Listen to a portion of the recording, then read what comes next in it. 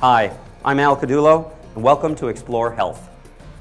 There's an insidious killer on the loose. He lurks waiting around the corner, biding his time until he strikes, seemingly without warning. His methods are methodical and deadly and hard to predict. For some, his strike is sudden and swift. Others he leaves dangling on death's door, a slow, twisting, agonizing spiral down until there's nothing left of you.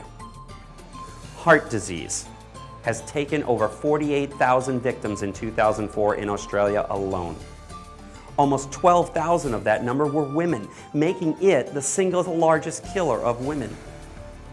Heart disease accounted for a staggering 34% of all the deaths that year, and the numbers are growing at an alarming rate. For a growing number of older victims, traditional medicine does not have much, if anything, to offer by way of treatment. Most are told in no uncertain terms how little future they have. Basically, the diagnosis was congestive heart failure, and I was subject to sudden death. Well, anything's better than sitting in a wheelchair and withering to death. They just told me, take $1,000 worth of pills a month and go home and die. And I wasn't ready to do that. Bangkok, Thailand is known for many things. The land of smiles, Venice of the East, Buddhas, temples, monks, elephants, sun, fun, a tourist mecca. But few would think of Thailand as the epicenter for a medical revolution. But that's just what's happening right now. A dedicated group of professionals is working to fight this horrific killer, heart disease. I met up at Bangkok Heart Hospital with a modern pioneer in adult stem cell treatments, Don Margolis. Just how did Bangkok, of all unlikely places, end up as one of the only places in the world that offers this life-saving treatment? At the beginning of 2004, no American had even applied for a clinical trial to take this another step and relieved 5+ million heart patients of the misery of heart disease, and America wasn't interested. And I couldn't understand why. And I then went to a Wall Street friend of mine and said, look, I think we can produce this kind of product and treat heart patients who have no options or going to die and have no options left. And he said, well, you'll need 7 to 10 years to get to market and $50 to $100 million. And I said, well, I'm 69 years old and I don't have 7 to 10 productive years, probably, and I certainly can't raise $100 million. So I raised $3 million here in Asia and started the company. Once started, the clinical trials went amazingly smooth in the first phase. When Don was getting ready to start phase 2, he was stunned to learn that the Thais didn't want to go to phase 2. We went to them and said, look, we'd like to start planning phase 2, a double-blind trial. And the Thais are not like the Americans. They said, that would be unethical. There are too many people who have no options that need something, and you can provide it to them.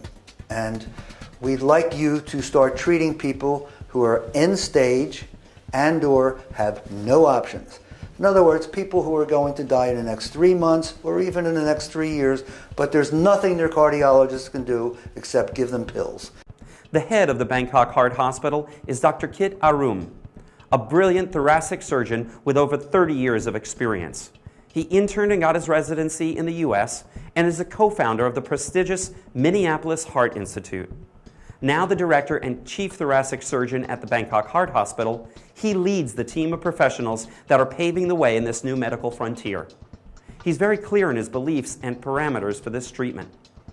I mentioned that before. I want to be clear in 2 points. 1, we don't use embryonic stem cell.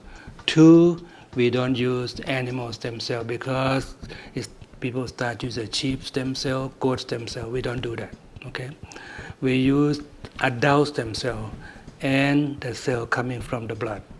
So we don't target, we don't treat, we don't use stem cell as a first line treatment. We target only the people who don't have anything else except wait to be transplanted or die. So those are 2 issues that I like to be very clear for the public to understand. I asked Dr. Kitt to explain just what are adult stem cells. Well, adult stem cell, well, when the child was born, okay, the stem cell available in the cord blood. From that point on, we call adult stem cell. And then the older we are, the stem cell is decreased. The stem cells, as just like I said before, the stem cell can be found in muscles, can be found a lot in bone marrow, and lately, a few years ago, we found that there are stem cells in the blood as well. There is a lot of confusion in the general public about embryonic stem cells and adult stem cells. Dr. Kitt elaborates. I don't think they were very clear to the public that there are two types of stem cells. One is embryonic stem cell, the other one is adult stem cell. So people talk about stem cell, they're afraid that stem cells are the cell that was taken out from aborted child. So those are unethical and illegal too. So if you separate it completely between embryonic and adult stem cell. There are several procedures for implanting adult stem cells. Dr. Kitt explains why Bangkok Heart Hospital uses one more than the others. Mainly what we do here is we go through the chest. The reason we choose that way because we map the area that has a scar or fibrosis or infarct first. We know exactly where that area is, how big it is, use the cardiac MRI. We do that every case. When we done that, we go to the operating room. We open the sac around the heart.